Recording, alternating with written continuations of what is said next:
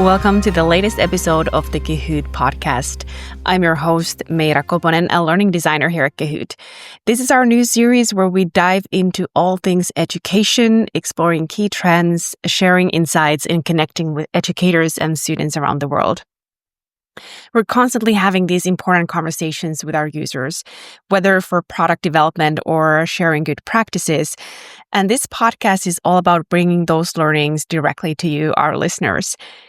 Today, we have a truly special episode for you. It's actually drawn from a live panel discussion we hosted a few weeks ago, specifically for our higher ed community. We know many of our users are in healthcare fields, so we brought together some incredible healthcare educators and students to share their best tips and tricks for succeeding in this field. The original discussion was moderated by my colleague, Erin, and you'll hear her voice guiding the questions throughout. We've gathered the most insightful moments from that session for you. You'll be hearing from our expert panel, Dr. Casey Norris, a clinical associate professor from the University of Tennessee, and Sergio Jimenez, an associate professor from the University of Atacama. We also have two inspiring students, Regan and Benjamin, sharing their firsthand experiences. And you'll even hear a bit from me in my role as a guest during that original webinar. So from navigating complex curricula to fostering crucial clinical judgment, healthcare educators face unique challenges. Go ahead and grab that cup of coffee, settle in, and let's explore their powerful strategies and insights for teaching and learning in healthcare.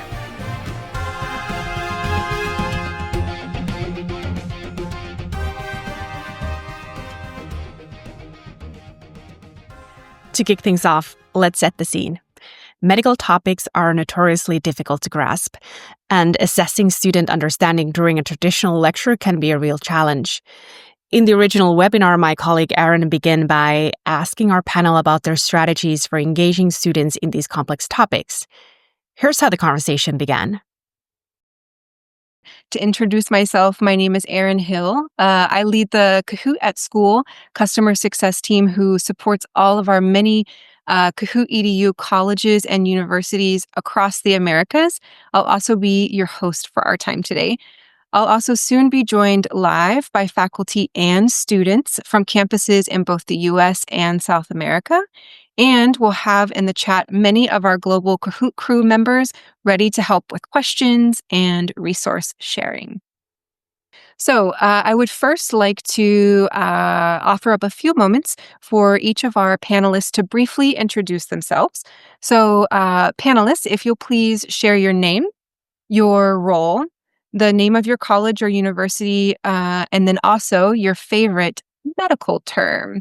So Casey, let's begin with you, followed by your student. Hi, I am Casey Norris. I am a clinical associate professor at the University of Tennessee in Knoxville.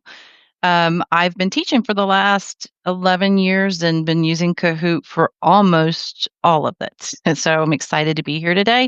And my favorite medical term, I totally did not remember to get one. Okay,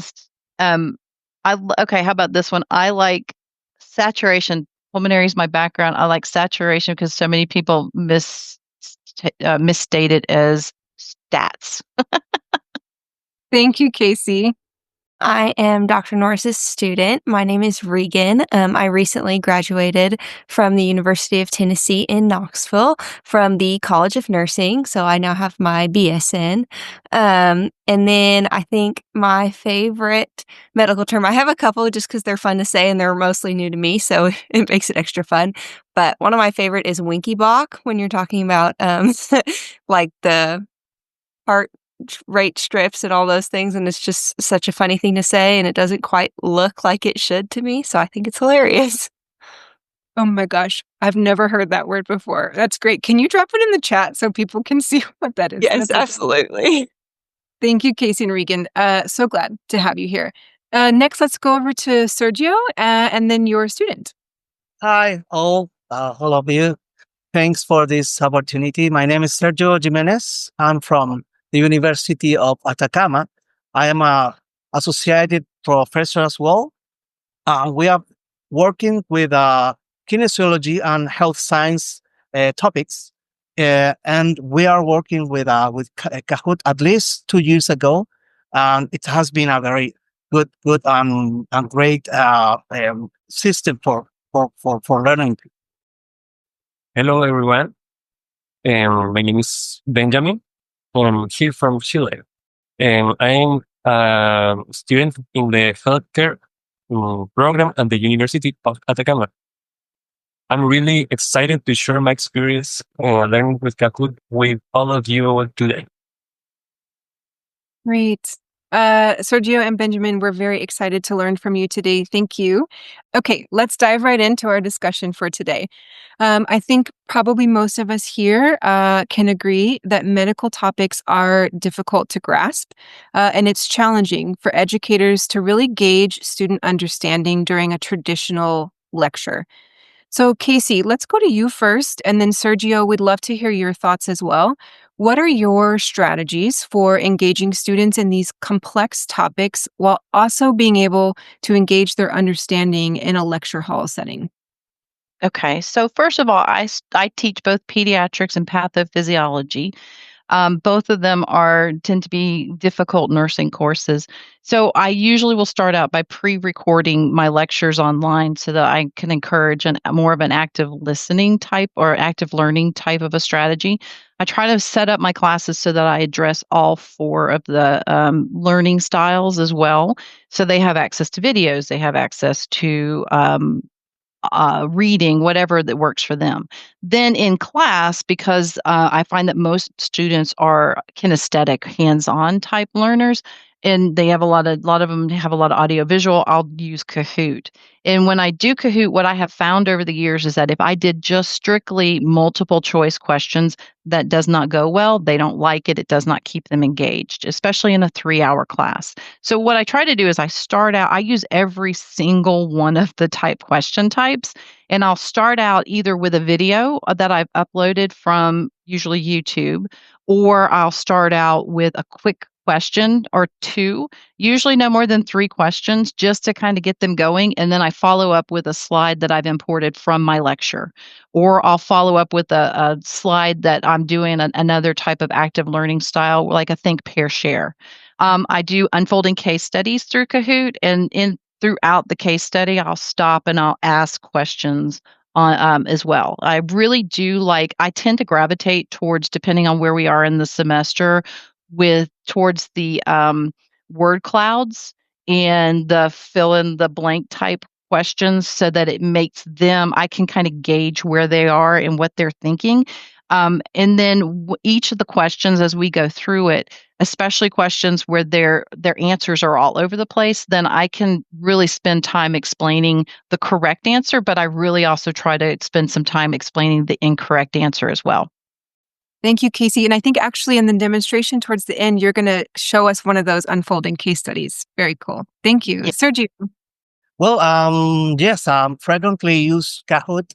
It's a handy tool to my bioethics and methodology classes, because we take a lot of very complex dilemma, and we work with that, and at the same time they learn easily all the concept of this, in particularly with ethical issues, and they use a lot of cognitive skills, and at the same time they live with these complex scenarios, which is the bioethics, and at the same time with methodological issues. So it's, for me now, it's a very good assistance using the Kahoot for them.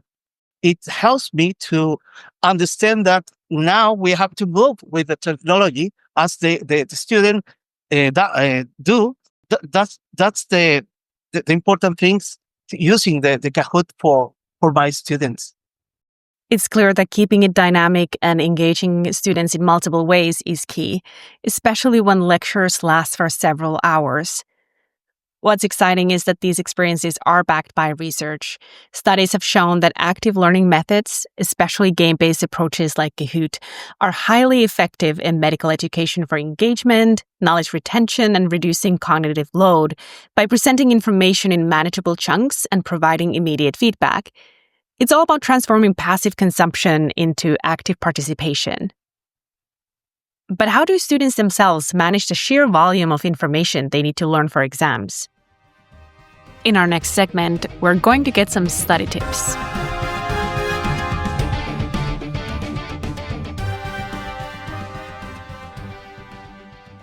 Students in healthcare programs must absorb and retain vast amounts of complex information and medical terms. It's not just about foundational knowledge, it's about succeeding in high-stakes exams that determine their readiness. Aaron asked our student panelists about their successful study techniques and what helps them prepare. So let's go a bit deeper into the student experience. How do you, as a student, study successfully? What are your techniques? So some of the hardest classes for me, again, I studied nursing. So like Dr. Norris said, some of the hardest classes were pathophysiology and pediatrics. And then mom, baby, and med surg are pretty general and also very difficult. And in all of these classes, we were able to use Kahoot. And one of my favorite things that my teachers did, or we would encourage them to do if they weren't doing, is like Dr. Norris says, using them to touch on all the different kinds of things. If we're getting tired, we're watching a video or we're answering questions, because a lot of times we'll have our lectures first and then asynchronously. And then when we get to class, we have this Kahoot, and it's really nice to be able to check on the knowledge that we've already gained and be able to like answer questions and see what we know, as well as showing the teachers what we know. But also just getting to go back through all of the information. And one of my main ways I use it for when we study for tests is Dr. Norris always had her Kahoots available after class. And so she would upload it to however we have our class, and I can scroll back through all of the points, all of the questions, and I can use those questions to either quiz myself again if I didn't get it right in class, or just make a list of all the things I got wrong or all the things I understood, and literally write down everything that she's given us. It's also great because I can go back and rewatch any videos, because she'll often attach YouTube videos for complex topics that can't really be typed out. So I can rewatch those, but I'll type all of that up into a 20 to 30 page document. It's just this big stack of paper, and then make note cards for myself. And I'll go through all of those just to review, because I do really well reading to learn. And so I will go back through all of that before a test. And then I also have a lot of friends that will make their own Kahoots, and either share that with me or quiz me. So I'm not as experienced technologically with doing it, but I know how to use it. And so we can go back through and quiz each other on the hard to learn topics and solidify what we know before we have to take a test. So much work. Yes. Yes. Thank you, Regan. Benjamin, how about you? What are your strategies for studying and preparing for exams? Well, for me as a student, I use different tools to study, like flashcards, group study, and so sometimes even AI. But Kahoot really helps me prepare for exams in a fun and effective way.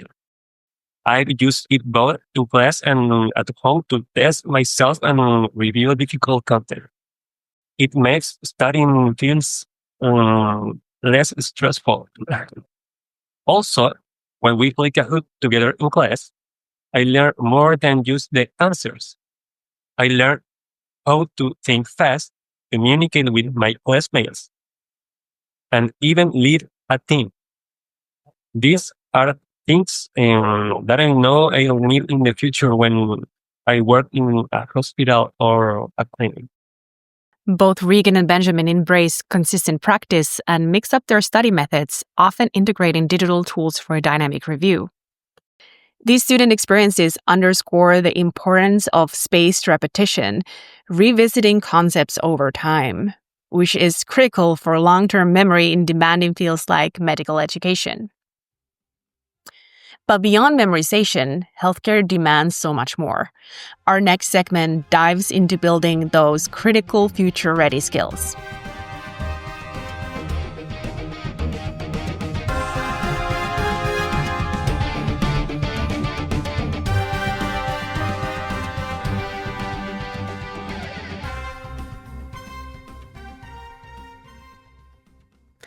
In addition to quick recall, we know that clinical reasoning, collaboration, and leadership are critical competencies for future healthcare professionals. These require intentional development beyond theory. Aaron specifically asked Sergio about his approach to building these future-ready skills, referencing his innovative bioethics class. Sergio, you mentioned earlier your bioethics class, and I think you have through this class some really intentional strategies. So how do you approach building a student's future-ready skills? I'm using Kahoot to encourage critical thinking and collaboration. And for example, with both group, one thinking about I don't know, as a patient, and the other as a medical group, for example. And then they confront each other, the both group, to have one opinion against the other one. And that's very easy for me because I just put the Kahoot leading all this stuff, all this discussion.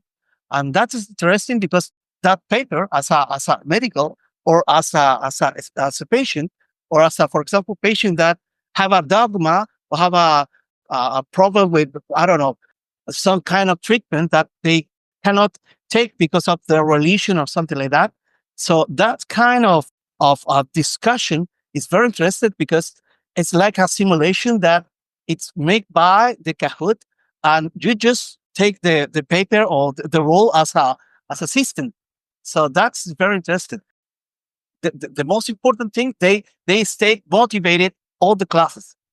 Yes. That motivation is so key, Sergio. You could have the greatest lesson in the world, but if the students aren't motivated to learn it and to engage in the process, how far can you get? That's great. I love also the idea of having your students assume the role of patient. That's very clever. Yes. Maida, from you as well, from your many years of education experience, what are your thoughts on building these future-ready skills?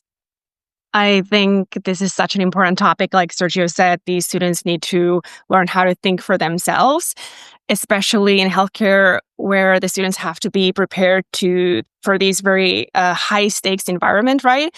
So it's important to develop both the factual knowledge, that's key, obviously, but also the skills, what we call future ready, right? Critical thinking, collaboration, communication, decision making, leadership, even creative thinking. From a learning design perspective, to build any skill, we need to offer opportunities to practice them in a safe environment where it's okay in case you make a mistake. And not just practice once or in theory, but continuously. And we can do it easily with just tiny routines throughout the course.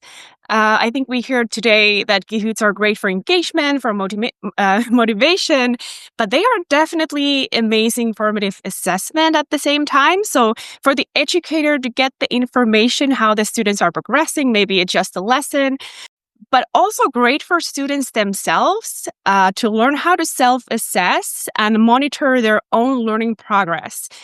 These are the skills you need for lifelong learning or continuous learning after you have actually graduated. And we have great evidence, in fact, from research that using Kahoot throughout the course continuously as a routine for formative assessment is essentially making learning visible for teachers and students. And it helps students to achieve higher grades because it kind of keeps them on track. They see all the time where they're heading. So it's not a surprise in the final assessment what kind of grade and what their knowledge really is. So whether it's skills like learning to learn or communication, have those opportunities to practice often, even in tiny bits. Like maybe it's a Kahoot, but in a team mode. Like Sergio said, have the students debate the answers, collaborate, reason with each other for an answer. And that's just a simple, fun way to bring consistent routine of building future-ready skills throughout the course, not just once, not just at the end, not at the beginning, but like every week, every lecture.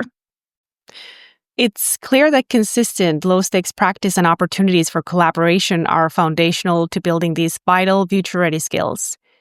Dr. Norris mentioned before her unfolding case studies she incorporates into her Kahoots and has students discuss and reason during her lectures. These activities create a routine and students can start building that gut feeling for future decision-making. But here we have heard a lot about what happens during the lectures. But next we hear about what happens behind the scenes when preparing these learning experiences.